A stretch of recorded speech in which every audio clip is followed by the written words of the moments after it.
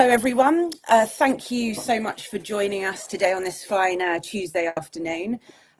We're here today to talk about what does the UK really know about fraud, and we've got a great a great panel of people here to really dig into some of the latest findings from our latest fraud report from ID Now.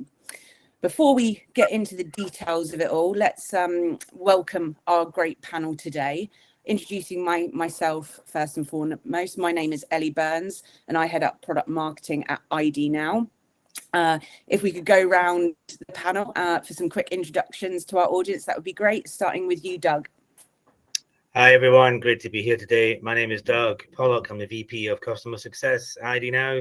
Work closely with Ellie, helping our customers use KYC and IDV technology. Brilliant. Tracy? Hi, I'm Tracy. So I'm Deputy Director of Financial Crime in Starling Bank. Really excited to be here with everyone to discuss this topic. I've been working in fraud in various different businesses for the last 20 years. So really excited to share some of our knowledge. Brilliant. Claire? Hi everybody, I'm Claire Maillet. I'm a counter fraud expert with 10 years worth of experience in the field, and I'm also a PhD researcher at the University of Portsmouth looking at insider fraud. Brilliant, thank you. Aisling? Yeah, it's really, this is a great topic to be here to talk on. I am from Monzo Bank, where I head up all of our business banking financial crime controls. Obviously the ID space does play quite a big role in that. And we've got two PhD researchers because I'm in the middle of my PhD on money laundering through the art market, which is definitely a different space to banking. So it's really good to be here. Awesome. I bet you're going to talk about the Wolf of Wall Street in that, and Leonardo DiCaprio's Monets or Manets, right? Always a popular one when you mention this topic. Exactly. Lovely. So let's so thank you for joining us, our panel. Now let's move on to the next slide and let's have a look at today's agenda. So we've done our round of introductions. I'm going to quickly go through our UK fraud awareness survey, how we conducted it, what we wanted to find out, and then we're just going to dive straight into some of the most interesting findings and share some of our thoughts and opinions around it. So please don't hold back any questions. Please put any questions you have in the chat, and if we don't get to them at the end, we have 15 minutes for a Q&A. If we don't get to them, we will answer you after the webinar, so no one will go unanswered. So without further ado, let's move to the next slide. And just to give you an insight into what we at ID Now did with our UK fraud awareness survey. So what we did was we partnered with YouGov, and we surveyed over 2,000 respondents over the age of 18. And what we really wanted to find out from this survey was to find out about general fraud awareness, of course, but also perceptions of methods of identifying customers and end users. So digital, biometric, and also their knowledge of fraud and maybe their behaviors and how that's really playing into the fraud epidemic that we're really seeing today. Even recently, we've seen £1 million being scammed from Taylor Swift fans. And all of you who knows the UK finance fraud, the facts, knows over £1.2 billion was lost to fraud in 2022. So this is really timely. And let's now dig into one of the biggest findings. So next slide, please.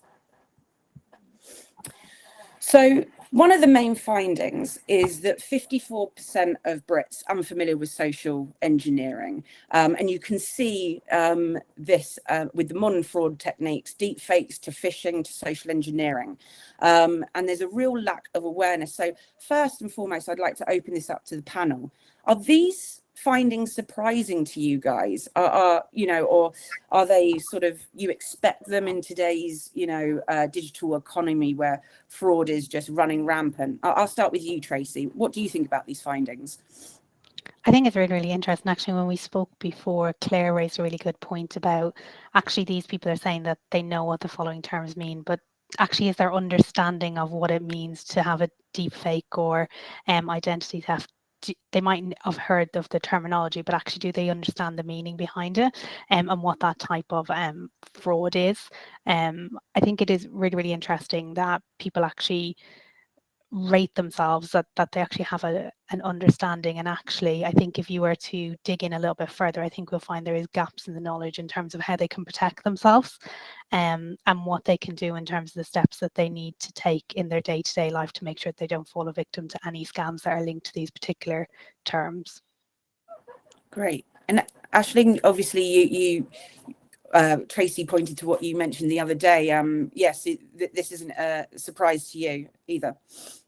Yeah, I don't think it's really surprising. I think one of my big concerns with it is the lack of knowledge around the concept of social engineering, because in real terms, I think people do understand that happens. They do understand how easily they can be defrauded, hurt, harmed, have their information stolen from them, convinced to do something that they would typically say they wouldn't do. I'm concerned that when we use the phrase social engineering, they don't necessarily connect the dots with that, because I think a lot of fraud stems from this first moment of social engineering. And if we're missing that, or we're not particularly aware of how easily it can occur, it sort of leaves us with a vulnerability. It's nice to know what identity theft means, but do you understand that someone will socially engineer you to nick yours? We're missing some steps there, and I think that's quite a big issue to draw attention to. Absolutely. And Claire, what are your thoughts on these findings? So Tracy basically quoted me, so I don't have much else to say on this slide, particularly. But yeah, I think the issue surrounding, we've asked people if they know what the following terms mean. Have they been corrected if they're wrong? Have they been asked what their definitions are? Because I could say that I want to come across as very, very knowledgeable in this space, so I could just say yes to all of them. But unless someone actually says, okay, so what do you think they mean, then it's kind of a redundant set of data, I'd say, because we don't know the full story. Yeah. I mean, I'm not surprised that identity theft is so high, because the clue's in the name, I guess. Phishing, I think that's fairly self-explanatory as well. I think deep fakes are a bit too new for a general consensus as to what they mean. And Aisling mentioned social engineering is so broad that I think it's quite difficult to pinpoint it. So yeah, I'm not keen on these stats personally, because I don't think they've necessarily been asked in a way that really captures the accurate knowledge of the public. Yeah, no, that's fair. And it's funny, isn't it? Because when we talk about social engineering, this has always sort of existed in our society, the con, the swindle, using coercion and immediacy and panic in order to get your means. So I guess my question for you guys is, so whose responsibility is it to educate consumers and end users? And what are the main challenges in educating the consumers? You know, this is causing huge harm for people, destroying people's lives. How can we get better quickly? That's a big question, but Doug, do you want to hit it first? Yeah, thanks. Yeah, I think to me, what this part of the survey is suggesting is people are trusting digital technology maybe a bit too much. If you remember in the old days when you were growing up, they said, you know, don't take sweets from strangers, and when you were a kid. And I think we need to apply, maybe not that patronizing, but we need to apply some of those learning techniques, maybe from parents, maybe from school, certainly from authorities, to try and educate people. It's right, there's some words on the screen that may mean different things to different people, but we do need more clever and wider education around what this is all about. I think the UK government Stop Think Fraud campaign is a good start, but it's just touching the iceberg, or the tip of the iceberg. It's not really deep enough right now. So, you know, I think we need a lot more education, and I guess social media itself and newspapers, etc., need to help in these areas. Yeah, and I think a lot of the time, like, the banks are taking a lot of responsibility. We are doing a lot of educational pieces, but we're only one little piece of the jigsaw puzzle. Really, we need more buy-in and more working together and more collaboration, particularly around social media platforms and around other industries. Like in Australia, they have a task force where they include things like even transport, their tax office, their home office, their telecommunications, their social media teams, and the banks, and they're all working together to share data, first of all, so that they can have a better understanding of what's out there. But they also take action and take responsibility in each of their unique ways. Whereas at the moment, we're very much, I think there's a lot of responsibilities being put on the bank, and rightly so. We do have high obligations, and we should do our best to protect the customers. But there's also other areas that might be easier to actually tackle the fraud or identify or educate and warn customers. For example, if it's online, social media, romance scams.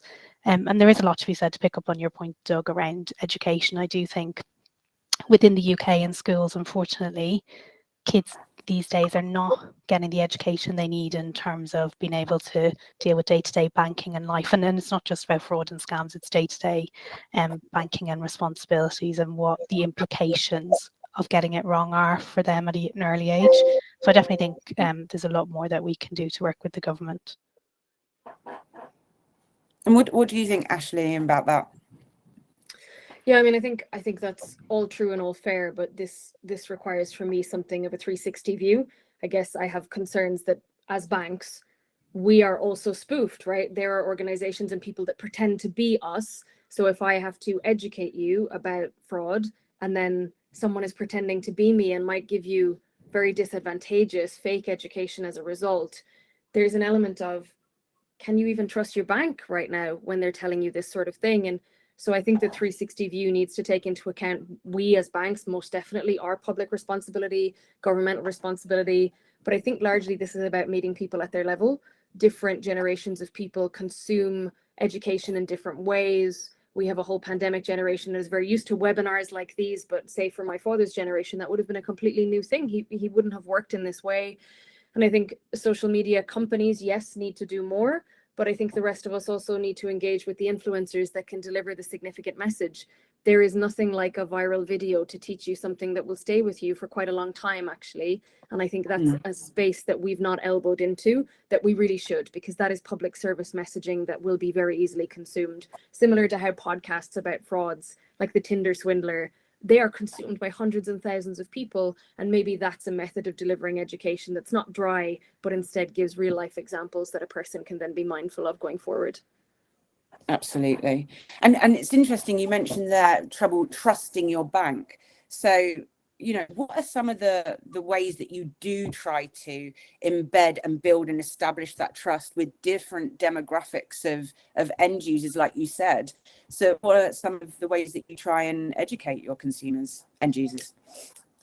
Yeah, I mean, I think banks struggle with this to some extent because the product is relatively flat. You are a branch bank or you are a digital bank. These sign-up journeys and the life cycle journeys are very similar across all of us. We try to intervene with customers when they're making certain types of payments, certain new payees. We have confirmation of payee in place to try and offset bad outcomes. But in reality, do I pay significant attention to my Santander pop-up that tells me I shouldn't send my rent money to a different bank account? I don't, because it's not managed to find the transaction that might actually be problematic. So I think for banks, the challenge for us is to flag or educate on the ones that we think are difficult, because otherwise that messaging loses quite a lot of its potential, I guess, to try to offset some of that crime. I think banks don't necessarily exist in a world of social media joy and delight. I recognize that Monzo is one of the banks that's, recognized for a good social media presence. It's definitely something that we engage in using our social channels, but not every bank has that benefit or that advantage.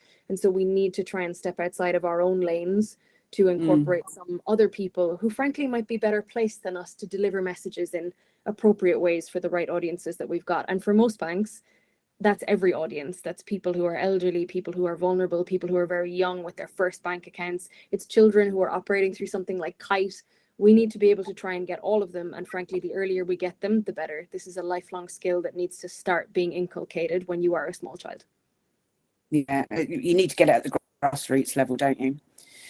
And Doug, so the banks, obviously, they sit with the customers, but what's, an ID Now's place in this world of educating consumers? Because, you know, we have industry, you have the vendor, you have the bank, you have government, and you have law enforcement. There's this whole ecosystem around fraud that seems to me a little bit disjointed and maybe going towards the problem of why this epidemic is hard to get a hold of.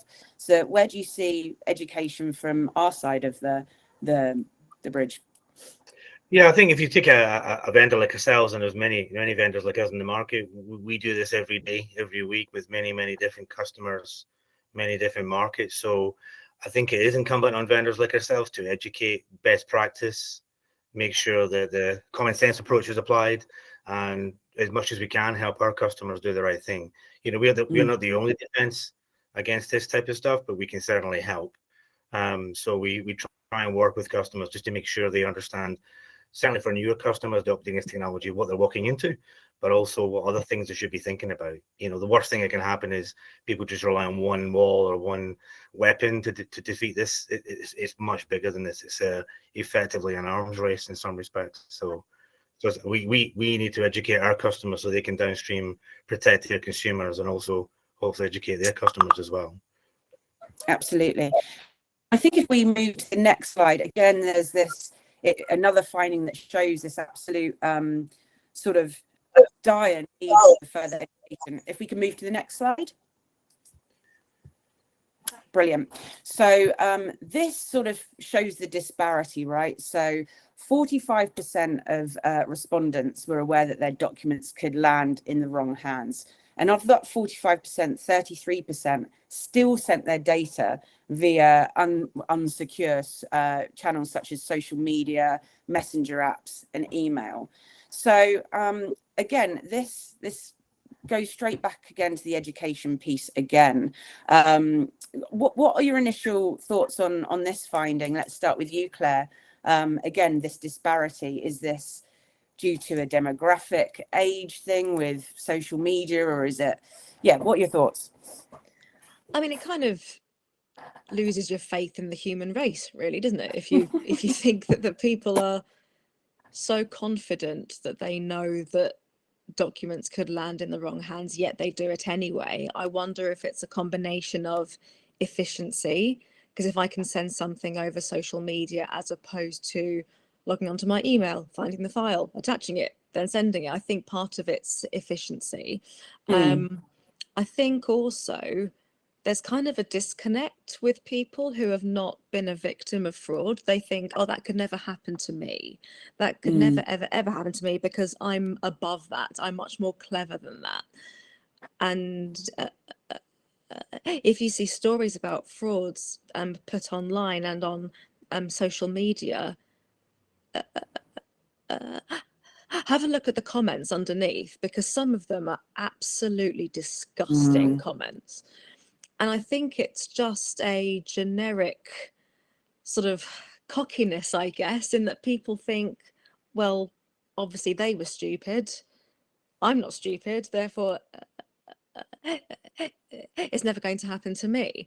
And I'm not saying that those people should be purposefully defrauded to teach them a lesson, but I feel like they aren't going to be the ones who actively seek out to learn more about fraud and how to spot it, because they think that they're already above that and that they think that they know it all already. So I think it's about like not forcing it on people, but I think there needs to be a way of teaching people that they can't necessarily escape from. If you send it in an email,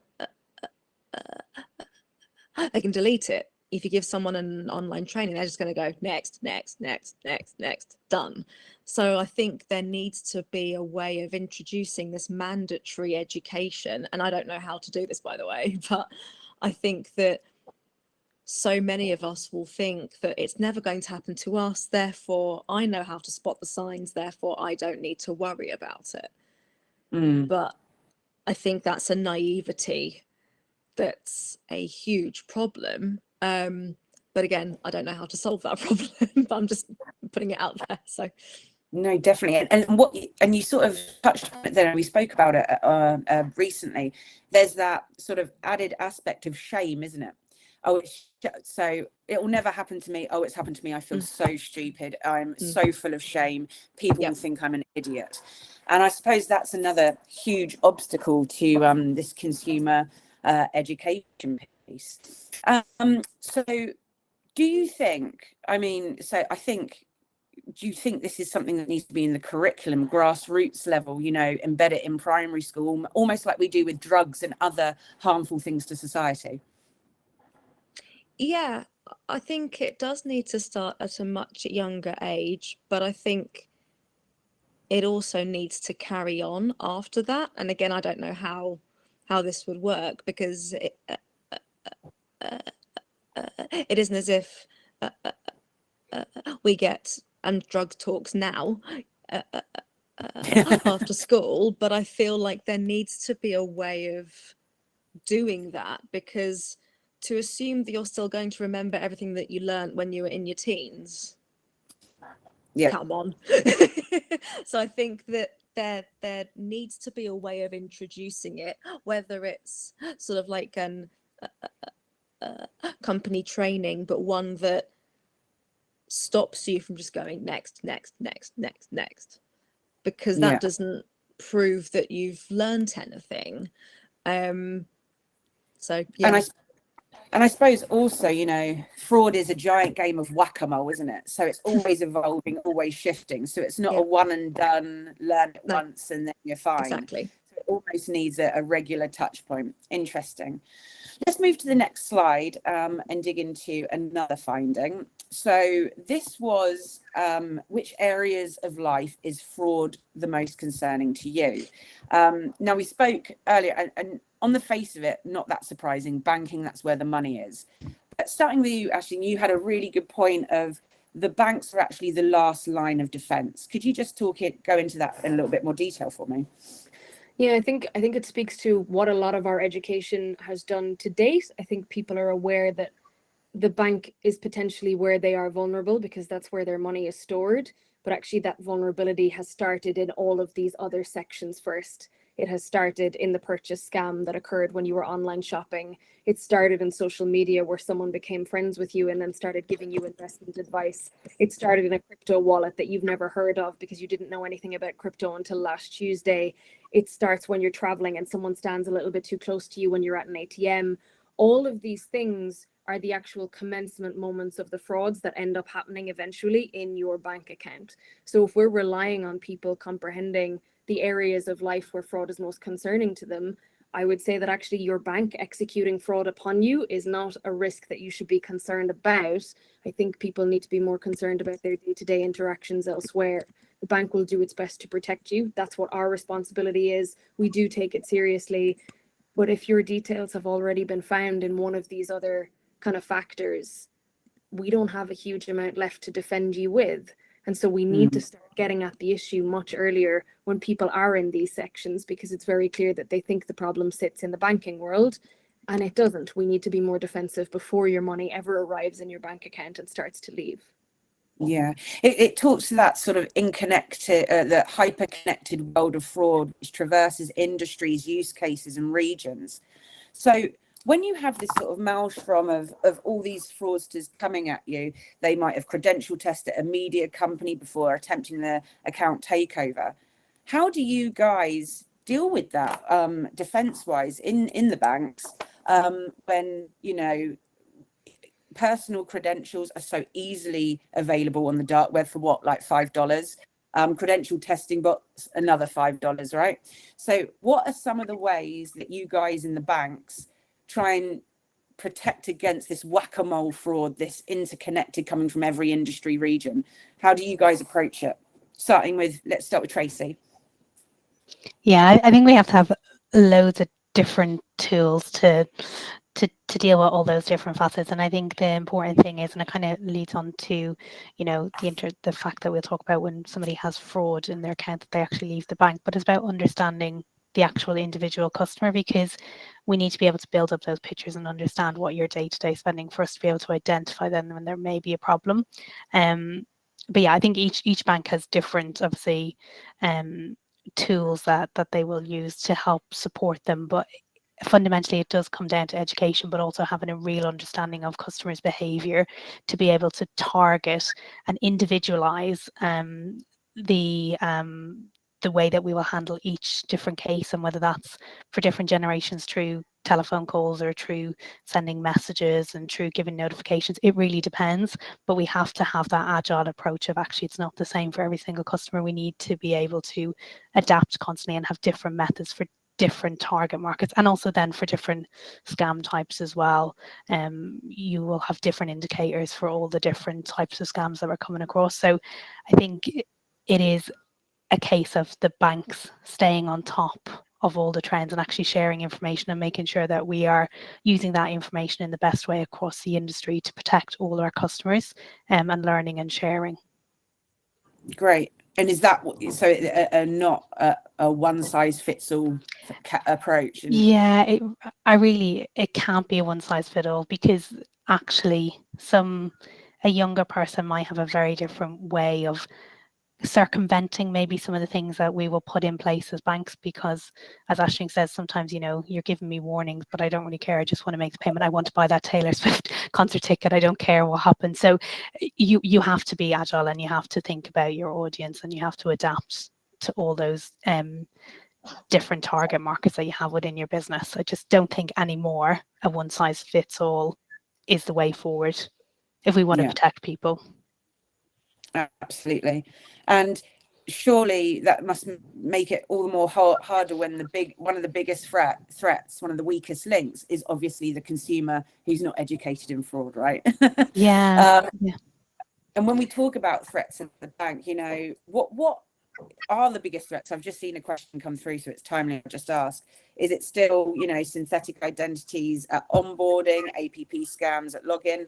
What are the biggest threats that you guys are seeing at the bank's side of things? I think it really depends, and I think across the banks they'll probably have different threats, but definitely in terms of, because of the lack of education and the lack of education on social media platforms, or if that particularly younger generation, that naivety of not understanding consequences of their actions.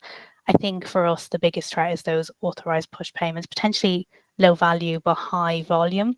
And again, some of the more historic banks probably would be on a different spectrum, and their biggest threat probably is more around social engineering and impersonation because of the makeup of their customers.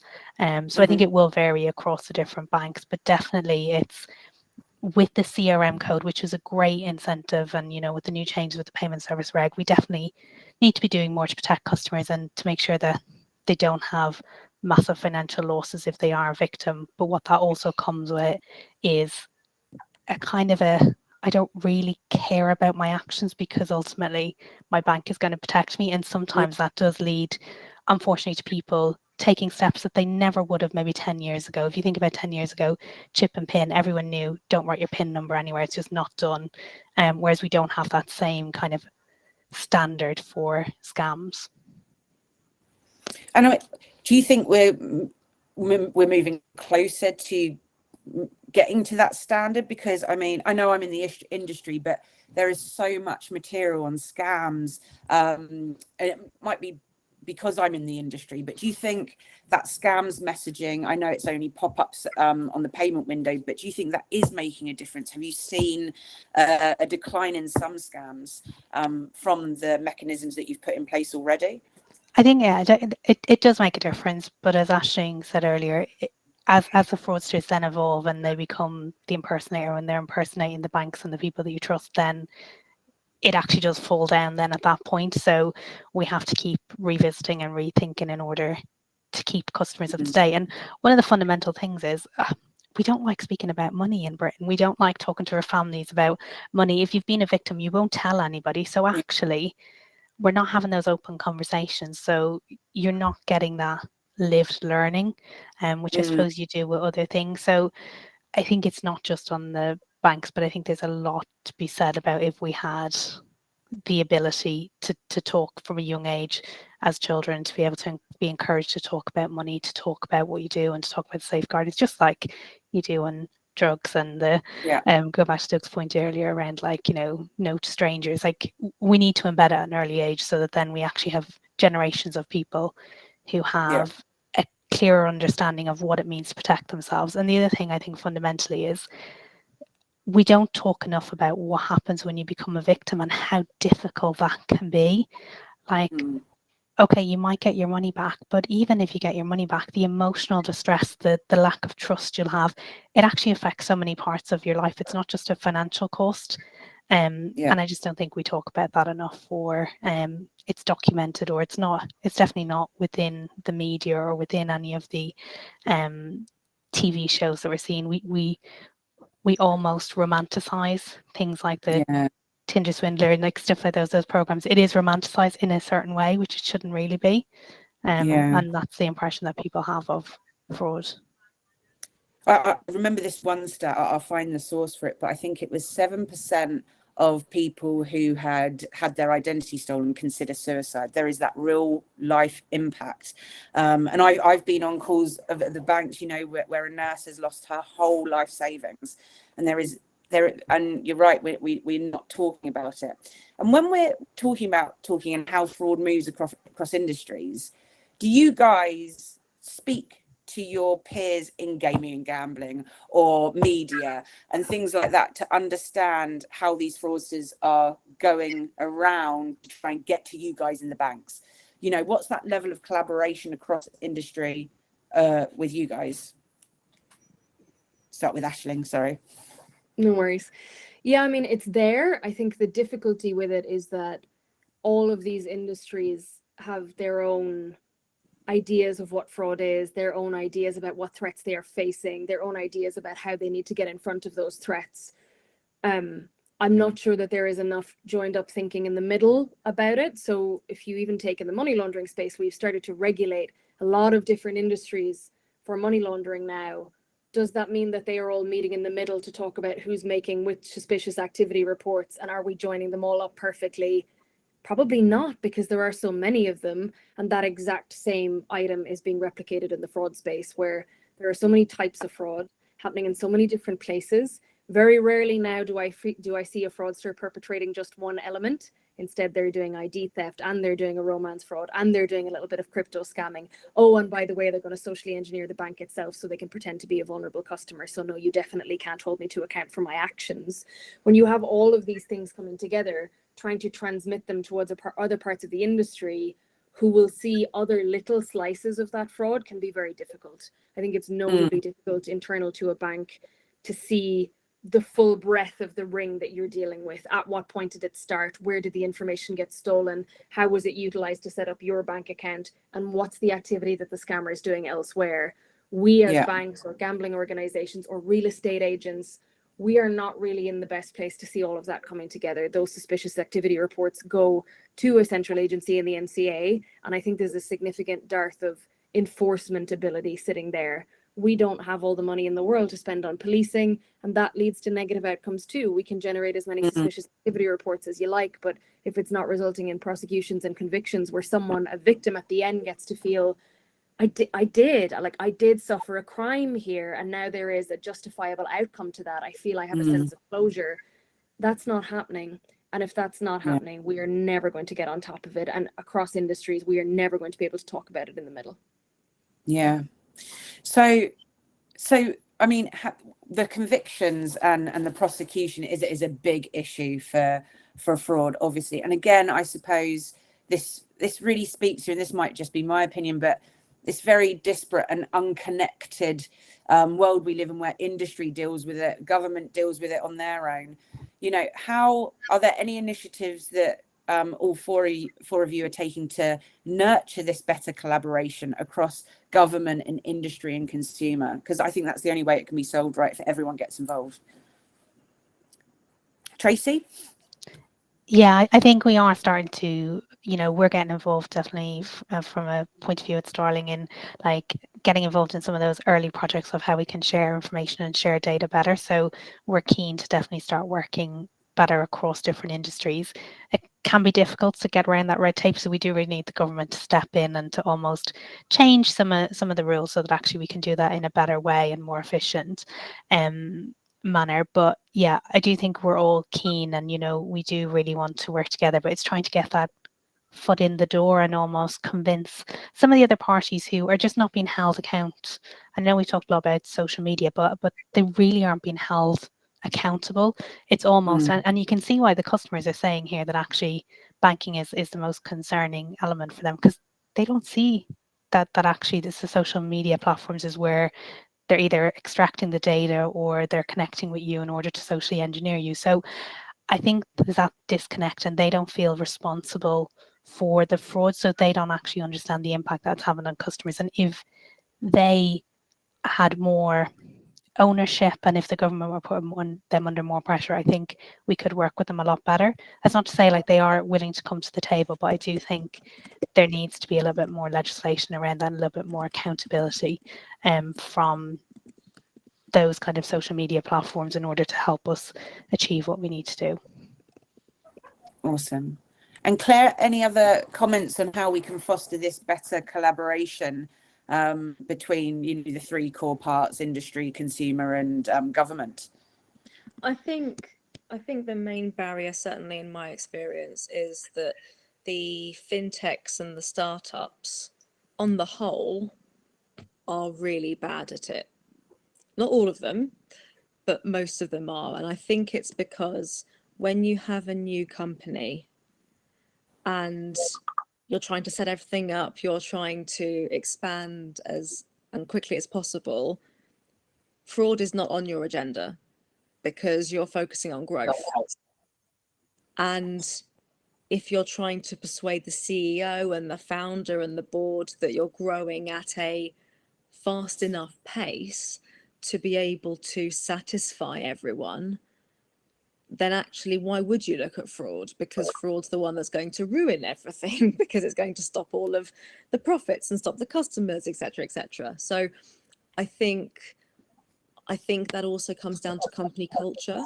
It comes down to educating those higher up within the business and ensuring that everyone within your company understands what fraud is and what you can do about it. Because I think that there's a sort of general understanding that if you don't have the word fraud in your job title, then you haven't got to care about it.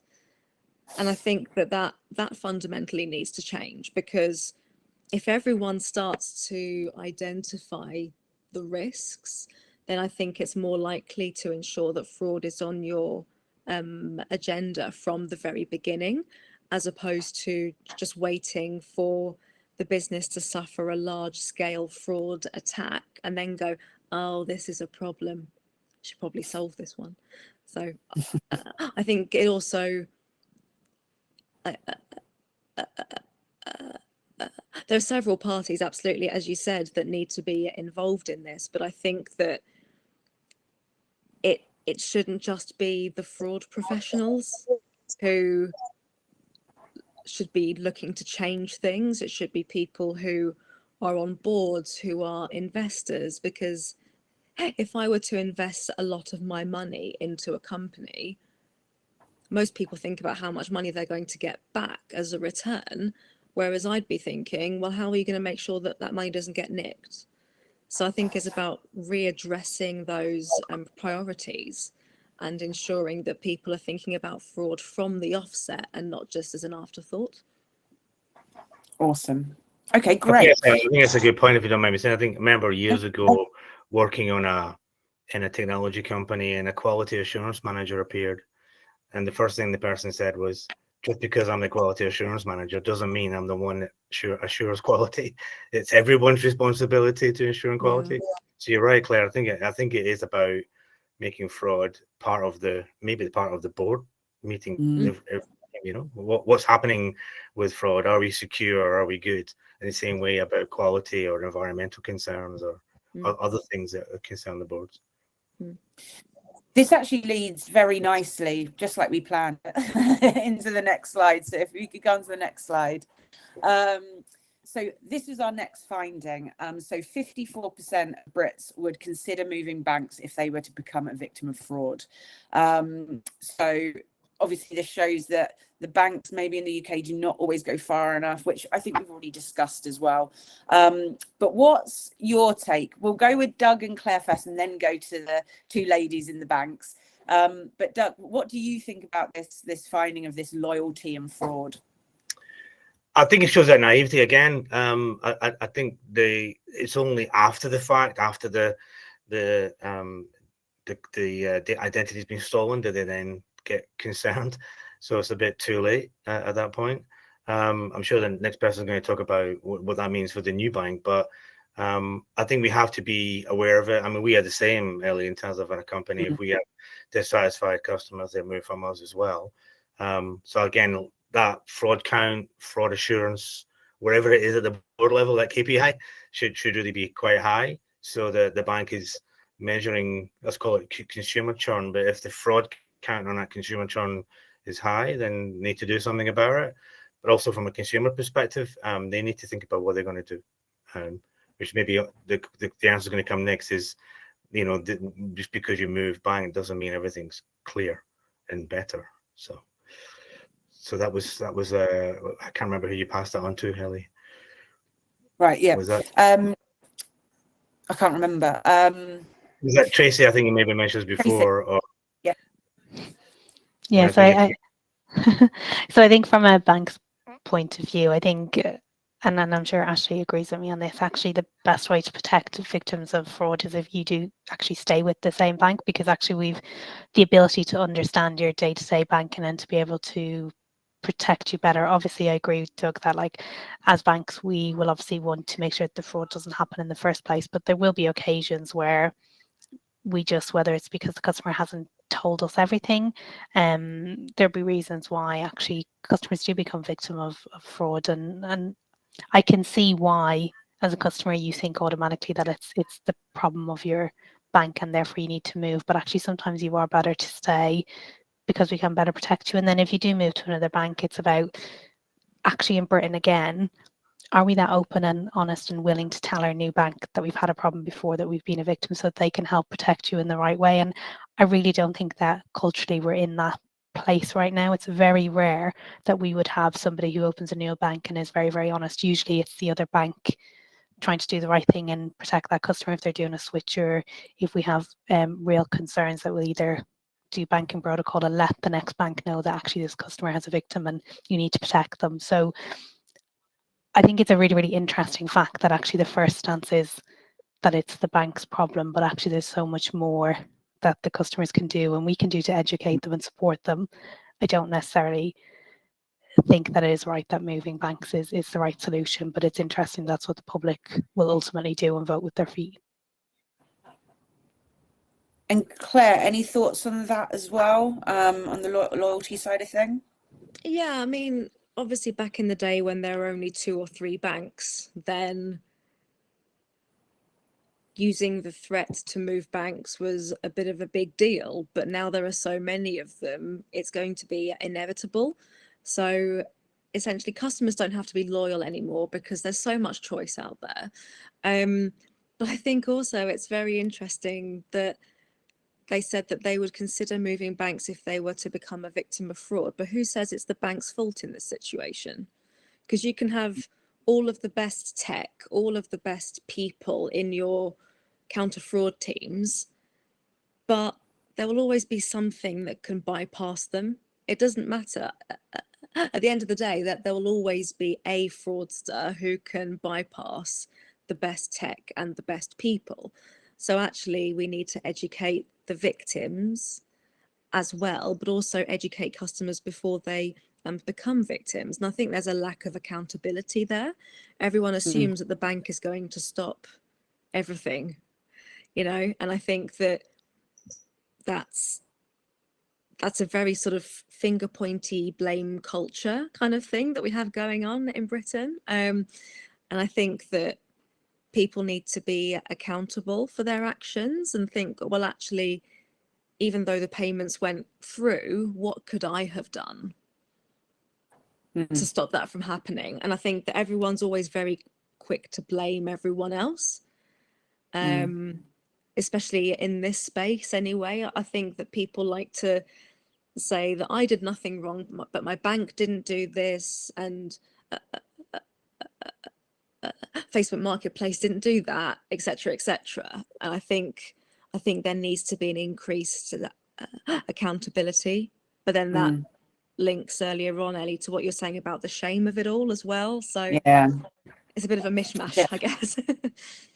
definitely. So would you say fraud is becoming a competitive differentiator for you guys? So not just the switching rates, not just the ease of opening, but actually the fraud protection. Are you finding that this is fraud and the protection that you can give is, yeah, a competitive differentiator? Are you positioning it that way? I'll start with Tracy. I don't necessarily think that we would position it that way. I think all the banks will want to do their very best to protect every single customer, and that's what we set out to do. So I don't necessarily think it's a differentiating factor. I do think customers are probably more aware and will probably, you know, look at the statistics when we come to publications of like APP data, and they probably will be looking at those kind of things when they make those decisions. But as a bank, I think all banks will be looking to do their best to protect their customer and ultimately to protect us as businesses as well. And I do think it is a key focus, but I don't think it's a differentiating factor. Obviously, if we're having high volume of fraud and high volume of customers leaving the bank, we would obviously need to reassess and decide what is going on here, how is this happening. But I don't think it's a differentiating factor that we're seeing currently at the moment in terms of the industry, from what I've heard. Okay. And what do you think about that, Doug? Because obviously we see the other end of things. Are you seeing? Yeah. What are your thoughts on this?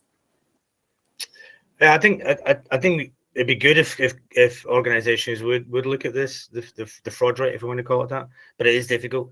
We can't guarantee you catch all frauds. So I would say customers, and our customers anyway, they're concerned about it. They're using a variety of different metrics, a variety in the jargon, FAR and FUR, and a few other things to make sure they know what's happening in the world. It's a tricky one though. You don't want to expose that too much to your competition, to the market, but you also need to be clear what's actually going on so that you can address it and catch it before it becomes too bad. And one thing I was going to say earlier on, I don't think it happens, but in the trade that we're in, Ellie, I mean, I think maybe it's incumbent on us as vendors to share some of these bad actors that are in the field, and it can be quite hard because sometimes you might come across some laws that kind of prevent you sharing some of this stuff, but it could be an idea that vendors like yourself collaborate and share bad document IDs or bad faces or bad practices and that type of stuff, so we can share it with the industry in general.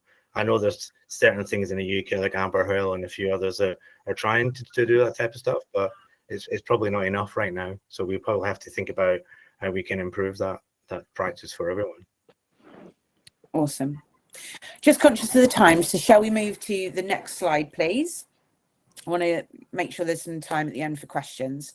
So this finding talks to onboarding, and we found that 3/4 of the UK population would be willing to go through lengthier online onboarding processes for accounts associated with larger sums or investments, if it made the onboarding safer for them.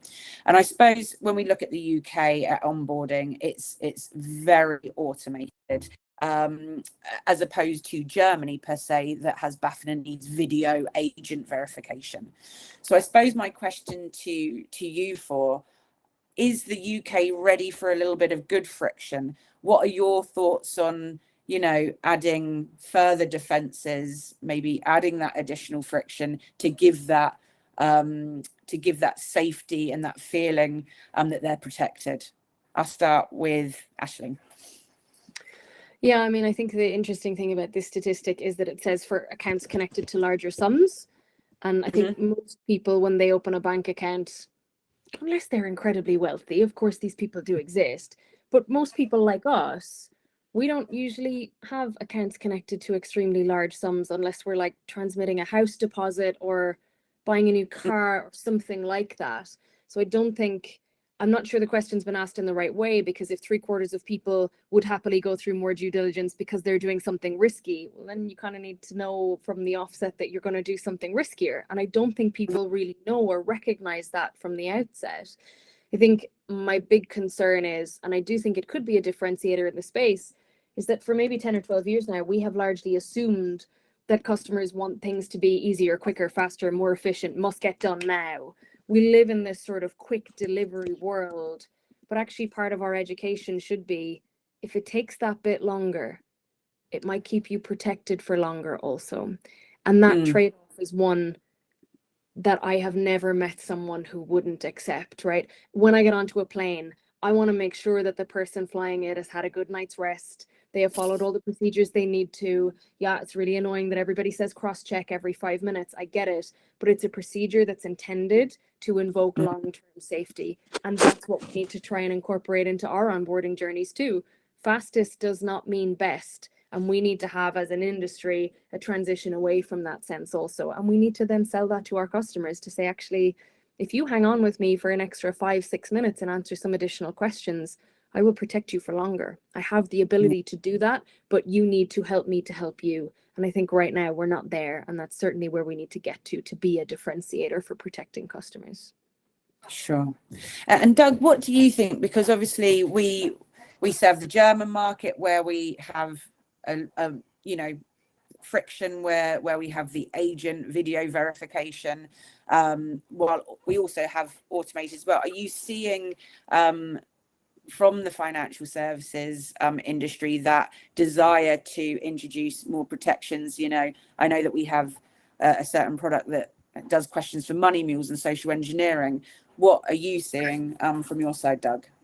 Yeah, I think I agree with Eileen that the onboarding process should be possibly quick, but it's not just about the onboarding process; it's a whole customer life cycle. So we would propose a mix and match cycle. So if you're renting a car to Tracy for 6 months, and all of a sudden Tracy has been renting Golfs, and today Tracy wants to rent a Mercedes AMG 6.3 litre, before you hand over the keys to that car, it's probably worth just a quick check to make sure Tracy's Tracy before that car disappears over the hill. So we would suggest a mix and match process, what we would call internally risk moments.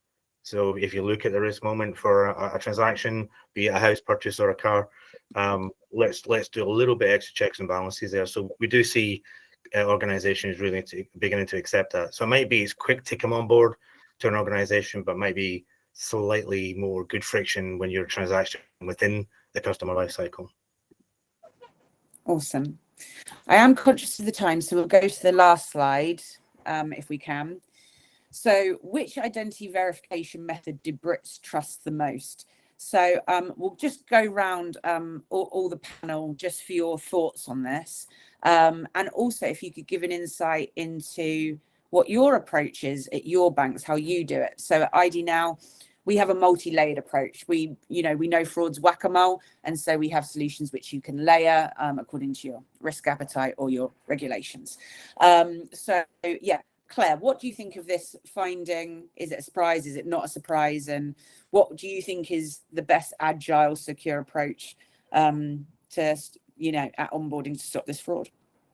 I mean, all of my, well, at least my experience over the last 5 or 6 years has been within the fintech space, and all of them have used a combination of the first and the second option. So the one that's showing at 42%. So for me, that's not a surprise because that's the most common one that I've seen. And it's the most common one that I've used when I've been a customer in that space. But I think that, again, that this comes down to the wording of the question in the survey carried out. Has everyone who answered the question tried every single one of those methods? Because if they're just going to do the one that they've been used to, so in my case, and the third option down, then I don't have the experience or the knowledge to comment on the bottom 3. So I think for me, it's about ensuring that actually, yes, it's possible that I trust the combination the most, but I've not done the others on their own. So it comes down to the wording of the question. But I think that this is maybe looking at which identity verification method is most frequent, most commonly used. because people will only be able to comment on what they've used in the past, and I don't think all of those have been readily available at such a large variety of companies that people will have had the chance to try them all. So that's fair enough. And Tracy and Aisling, so you mentioned that, you know, it's not a one size fits all approach. You've got lots of different customers. So in your banks, are you looking at combinations of these verifications or methods or techniques, or what's your approach? Tracy, sorry, I need to. Yeah, sorry, no, that's okay. Yeah, no, I think a combination, and it depends on the circumstance and what the customer is looking to do. So we will change it for different things that they need to do, depending on their profile. So I think, yes, a combination of the two, but there are occasions where actually we use other methods, and I think it's right. And I think it's about being agile. And I think going back to Claire's point, it's about, yes, most banks use this combination of the two, but actually we should be always challenging ourselves and seeing if there's something better and something different that we can do.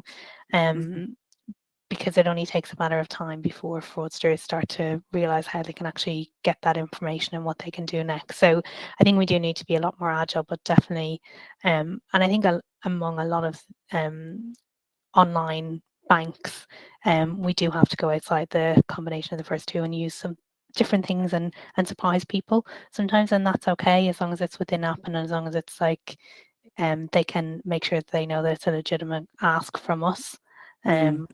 But yeah, I think there is a combination. Definitely videos and stuff like that is definitely useful as well to verify and to make sure that there's no abuse in certain cases, or there's nobody else kind of influencing the customer. So yeah, we'll use a combination of lots of different things. Awesome. And what about you, Aisling? Similar comments? Yeah, I mean, pretty similar comments. I think it's probably critical to note that when we talk about identity verification, what most people might have in mind is the onboarding journey where we spend that 5 minutes with a bank to open the bank account. Actually, ID&V goes on throughout your life cycle. When you are making a large payment, when you say something in a way that makes us think there might be some concern about account takeover, if there is something in your video that gives us some context, all of these things feed into different processes that can help us. So the individual method of conducting it is stage one. And there are about 50 variable stages beyond that where we must use our information in the best way we can and potentially reach back out to you to ask you some further items that are not intended to offend, but are ultimately intended to keep you safe. I think I have yet to work for a bank that tells me it doesn't love its customers. And I think that's critical. A lot of people seem to think that the bank is against them. There's a cynic in me that believes my own banks work against me sometimes, but they don't. There is a fundamental protection that they are trying to execute consistently. And maybe if people had a little bit more good faith in that, they would comprehend these things are happening for good reasons, not bad. And it is worth you losing 5 seconds of your day. It could save your life savings in the end. And I think that's really critical. Absolutely. And Doug, any final comments before we move to the Q&A on this slide? No, I think it's the good thing about this chart is it shows that people do understand what we're trying to do as organizations with identity verification, and the good thing is they trust what we're doing. The thing about the reason why we're having discussion though is there's still lots of fraud out there. There's still lots of education needed. We're using jargon here that we understand, but not sure the general public understands. So we need to maybe stop using some of this jargon like identity verification and that type of stuff, and try and help people understand. Like, we just want to make sure we know who you are so we can help you. You know, just make it a bit more, dare I say, man in the street language, and make it clear to everyone why we're doing certain things and the ultimate bit. Absolutely. Brilliant. Well, thank you so much for going through some of the key findings of the report. If we can then move on to the last slide, and I know we only have a couple minutes left, so I have to pick out the questions, but please share your questions. Even if we don't get to them, we'll answer them after the webinar. I'll take one that we usually get for the panel. We might only have time for this one, but there has been a specific question about APP fraud, remote purchase fraud. What can banks do to reduce remote purchase fraud at this current time? I'll start with Tracy. It's quite a general question. Yeah, I think it is really, really difficult, especially when it's purchase scams, because they are the kind of smaller. So I think we have to do something a lot more targeted in terms of understanding what the trends are in each particular bank to target certain payment types and certain things. It has to be an individual response for each bank. Unfortunately, it's not a one size is going to fit all for the APP purchase scams. Yeah. And a similar question, money mules.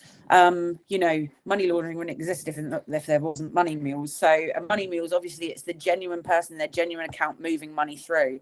So what are some of the ways that you're maybe stopping that at Monzo, Ashton? Yeah, I mean, I think my advice to every bank is to look very closely at your book for this. It's very, very prevalent. It's very consistent. Often the person who is executing the muling may be conducting fraud of their own as well. It is not as simple as I have received £100 from a narcotics dealer and I'm keeping a fiver and giving him £95 back after an ATM draw. It is nowhere near that simple. I think for muling at Monzo, we have had a really strong focus on it to try to work out how we can deal with our partners in the industry. So in October, when we all become more financially liable for this type of activity, I would like to know that all of the other banks are in my corner, that we can discuss with one another the fact that it's 50-50. If I have side A, you have side B. And that requires us to come together to completely authenticate what was happening in the middle and how it came to be, and to find that sort of ring of crime.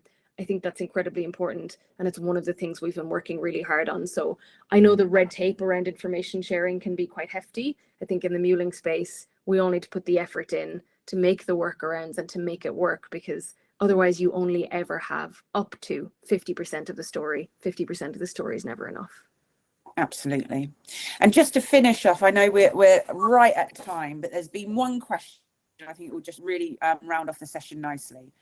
So for a company or organization at the very beginning of their sort of fraud consumer awareness education piece, what do you guys think is the most important first step a company can take to start educating their customers about fraud? And we'll start with Claire. I don't think there's a first step. I think it's like the first 50 steps, because there are just so many steps to this whole process. I think that it's about connecting with the customer and explaining what measures you have in place specifically to you. I don't think there's much point in saying, here's what first party fraud is, here's what third party fraud is. I think it's worth saying that we have a bit more friction in our onboarding process, because we need to make sure that your document is legit. We need to make sure that you are who you say you are, and we need to check this information. And then going into the transaction monitoring side to say that every so often it may be that we're going to stop one of your payments going through, and we're going to need to ask you some questions about it. So being upfront and transparent from the beginning, and not obviously giving all of your tools away in an email, but just by saying that, yes, this might cause a bit of friction, or you might find that other banks do things quicker than us, but we're taking longer because we're trying to keep you safe. Yeah. So I think it's about just being upfront and honest from the beginning, I think. Yeah. Doug? Yeah, I agree. Actually, I was just writing some words down. Claire kind of said the same thing. I think we need to explain why, or organizations need to explain why they're doing things, not the how, but why, to explain that, you know, these are the checks and balances they're putting in place to keep you safe, also to keep the company safe, because if you're starting out, you want to have a sustainable business, and make it clear that we're not trying to be difficult for you. We're trying to help us and you at the same time. Absolutely. Tracy, final comments on this one? Yeah, I think it's the same as Doug and Claire, but I would also add, if I was new starting out, I think it's about understanding the customer base, and then you can tweak the education. Like as Ashley said earlier, younger generation who are more involved in like TikTok and things like that, actually getting those social media influencers and stuff like that to help with the education. A different generation, older generation, you might need to take a different tactic, but I think your first thing is understanding your market to then tailor it very much so. Awesome. And final comments from Ashley.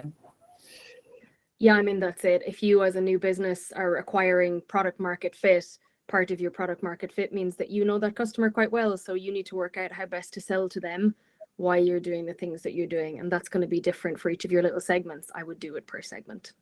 That's the dream. Brilliant. Thank you.